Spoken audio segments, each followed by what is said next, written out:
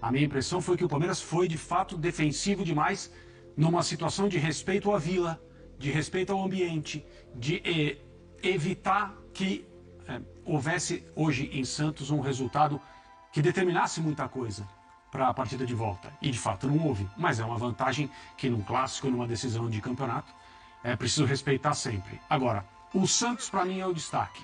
O Santos foi, na primeira partida da decisão do campeonato, a equipe que foi durante todo o Paulistão desse ano. Um time que deixa o seu torcedor satisfeito pela maneira como trata as partidas. O Santos é um time sério. E por que isso é importante? Porque na volta da decisão, o Palmeiras pode fazer o resultado no Allianz Parque. Eu acho que não faltam condições para o Palmeiras fazer isso, já que a diferença técnica entre esses dois times ela é bastante clara. E o Santos pode não ser campeão estadual. Mas o torcedor do Santos, em relação ao que aconteceu no ano passado, o rebaixamento inédito, principalmente pela maneira como o Santos foi rebaixado, deveria, entre aspas, estar deprimido até agora. E eu não acho que esse torcedor está deprimido com o que ele viu do time dele até esse momento na temporada, em especial no campeonato estadual, em que o Santos ganha do Palmeiras, o que ninguém tinha feito no Paulistão 2024.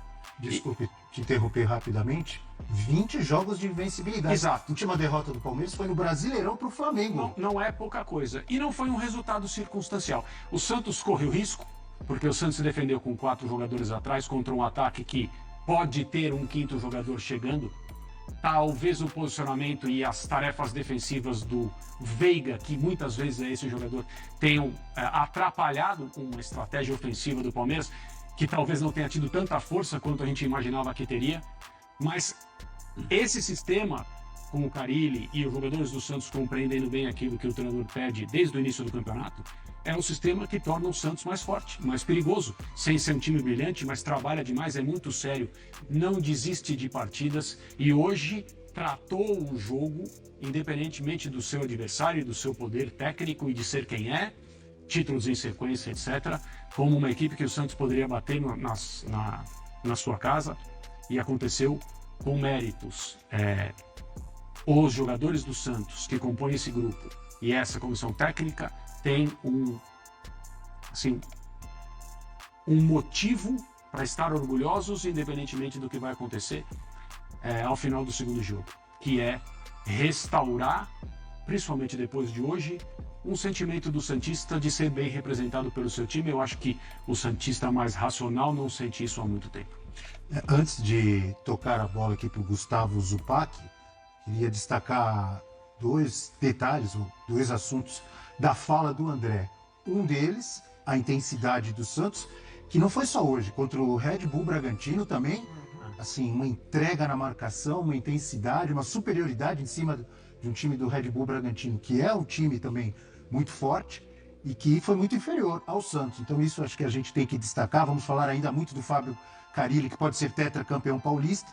E o outro detalhe, quando você citou o Rafael Veiga. Vamos falar muito do Rafael Veiga, porque já percebo uma comunidade palmeirense preocupada ou talvez corneteira, não sei se corneteira demais, mas criticando a atuação não só do time, que foi muito aquém do que todo mundo conhece e de que o palmeirense sabe que o time pode fazer, mas individualmente o Rafael Veiga apagadíssimo hoje. Não é, Zupac? Boa noite mais uma vez. Boa noite, companheiros, boa noite, fã de esportes. Acho que se fosse só hoje, a corneta soaria menos. Acho que o olhar sobre o desempenho do Veiga e sobre o desempenho do Palmeiras, ele pode ser estendido para a semana. O Veiga já não vinha muito bem antes até da parada para a data FIFA.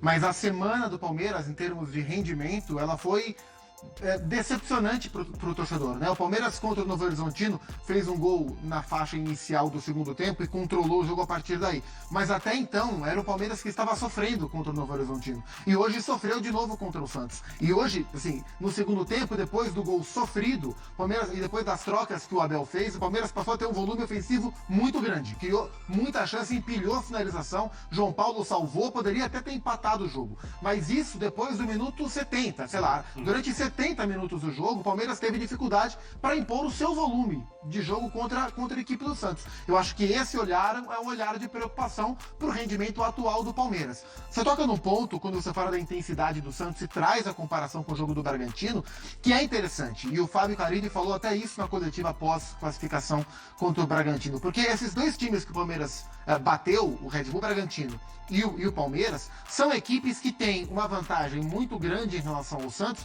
que é o tempo de trabalho dos seus técnicos, né? E o elenco formado, né? O Caixinha tem um ano, mas o Bragantino tem um elenco por mais tempo. E o Abel tem um trabalho totalmente estabelecido. E são duas equipes, essas que o Santos enfrentou e que você citou, elas são equipes intensas, por definição. E o Carilli falou, assim, ele foi perguntado depois da vitória sobre o Bragantino, falou: como aconteceu tão rápido esse encaixe? Mais ou menos foi essa a pergunta, né? É um time novo, né, do Santos. E ele falou, olha, nosso time é novo, então no começo do campeonato eu falei com os jogadores, nós não vamos ter o tempo a nosso favor. Nós não vamos ter o entrosamento a nosso favor. A gente vai ter que ganhar de alguma outra forma. Então, a gente vai competir. Um time para ganhar do Santos vai ter que competir muito, porque a gente, como tem o tempo jogando contra, é um time novo, um trabalho novo, uma diretoria nova, a gente vai compensar na competição. E de fato o que a gente viu hoje foi isso. A gente viu Gil e Joaquim de novo jogando muito bem, a gente viu Schmidt e Pituca de novo jogando muito bem, e aí eu acho que o Carilli foi inteligente na leitura da característica do time dele e da fragilidade mostrada pelo Palmeiras. De novo voltando para quinta-feira? Palmeiras não Bragantino? Sim. Quinta-feira. Quinta-feira. O Santos teve um dia a mais. Palmeiras. Quinta-feira, O Santos foi quarta e o Palmeiras foi quinta contra o Novo Perfeito. Horizontino. Primeiro tempo, o Palmeiras sangrou contra o Novo Horizontino, poderia ter perdido ali o primeiro tempo do jogo. Por onde o Novo Horizontino achou espaço? Pelo lado direito da defesa do Palmeiras. No espaço entre o Mike avançando muito e o Marcos Rocha com dificuldade para marcar sozinho. Por ali o Heverson, por ali o Rômulo, criaram problemas para o Palmeiras. Por onde o Santos machucou o Palmeiras? Por ali também. Porque é o lado forte do desafogo, o Guilherme é o velocista, o Otero não é um cara para correr o campo inteiro, o Guilherme é, então aproveitando o que o Santos tinha de virtude no lado forte para a velocidade e aproveitando o lado mais vulnerável na velocidade do Palmeiras. E por ali, no primeiro tempo, o Santos criou chances, o Guilherme não conseguiu, e no segundo tempo, por ali, no embate contra o Marcos Rocha, ele levou tranquilo, foi para a linha de fundo, fez o cruzamento e o Otero foi muito bem para marcar de cabeça. Então, o Santos competiu mais do que o Palmeiras e o Santos, o Fábio Carilli, teve uma leitura inteligente do jogo. Então, o desempenho do Palmeiras foi aquém durante 70 minutos? Foi. Mas o jogo de hoje acho que foi mais sobre o Santos do que sobre o Palmeiras.